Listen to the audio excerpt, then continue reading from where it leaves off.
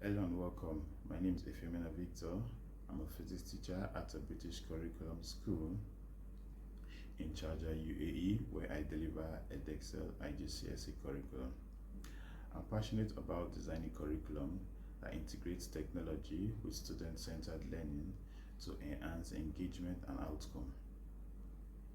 I have also led the science fair project, which is done by the school annually, where students have presented projects like solar powered cars, electromagnetic cranes, smart irrigation system, and many more, where students were solely responsible for the modeling and designing of these projects. In this video, I'll be sharing insights on curriculum design and the role of technology in shaping innovation and effective teaching practices. I believe curriculum design is a reflective process that ensures learning is relevant, inclusive, and aligned with student needs. It deals with what students learn, how they learn it, and how they are being assessed. For me, as an IGCSE physics teacher, I reflect on assessment data and student feedback to adjust learning sequence. For example, I incorporate interactive simulation and guided inquiry, where I provide structure and support, but students actively explore, ask questions, and discover concepts on their own. We have several theories of curriculum design, but we're going to speak up about a few. Progressivism.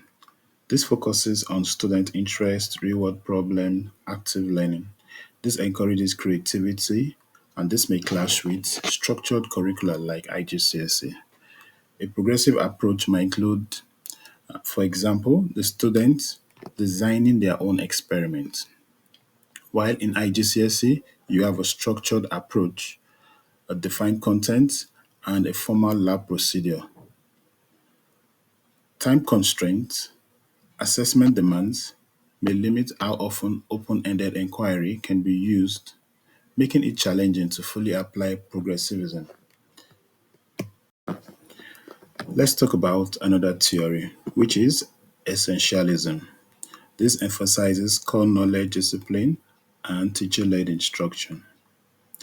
This suits IGCSE structured exam-focused nature, but may restrict student agency and critical thinking. For example, in planning IGCSE physics lesson, I often begin with clear learning objective aligned to the syllabus. For example, Newton law, deliver them directly with worked example, and use regular low-stake quizzes to reinforce retention. This ensures exam readiness but may limit time for student-led inquiry or exploration due to the time constraints for them to complete the syllabus. Thirdly, let's talk about constructivism. Here, students build knowledge through experience and collaboration. It promotes deeper understanding but may lack structure and be very time consuming to implement.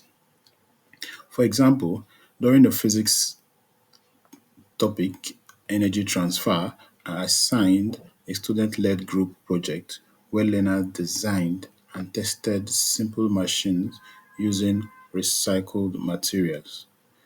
They explored concepts like efficiency, mechanical advantage through inquiry, discussions, reflection, trying to deepen their understanding, though it takes more time than a traditional lecture-based lesson. About my institution, where I work at a British curriculum school in UAE, it follows Edexcel Pearson framework. The school adopts a subject-centered essentialist approach, focusing on core knowledge and exam focus. But to support students' engagement, it also integrates progressive elements like interactive simulation, Google Classroom, and so on. Staff collaborate regularly through planning meetings and sharing digital platforms. However, balancing curriculum flexibility with IGCSE exam demands remains a key challenge for everyone. For my approach, in my British curriculum school, I would apply Tyler's model to align objective content and assessment, blending essentialist with progressive and constructivist method to boost engagement. For example, in a physics unit on electric circuits, I would set a clear learning objective, select hands-on simulation from PhET as content, and use quizzes and lab reports for assessment. I would use a transformational leadership style to encourage collaboration and reflective teaching to continuously improve curriculum delivery. For my curriculum design, I use TPACK framework. My curriculum design integrates content, pedagogy, and technology to provide support to diverse learners. It combines teaching with student-centered, inquiry-based strategy using Google Classroom. We use interactive simulation and real-time quizzes. These digital tools help us to differentiate and assess all students, including EAL and SENSE learners.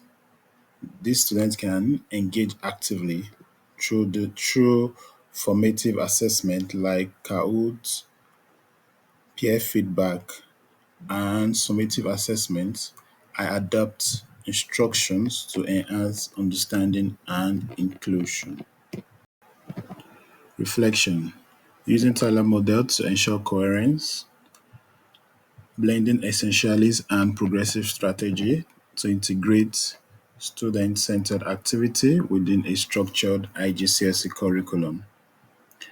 Then I utilize formative assessment. This happened to me recently, whereby I had to use quizzes and self-assessment or peer assessment, where the students check each other's work, and this helped me to discover the level at which the kids were, and also to discover their weak points, so I could plan, and that really helped the students in their summative assessments later on.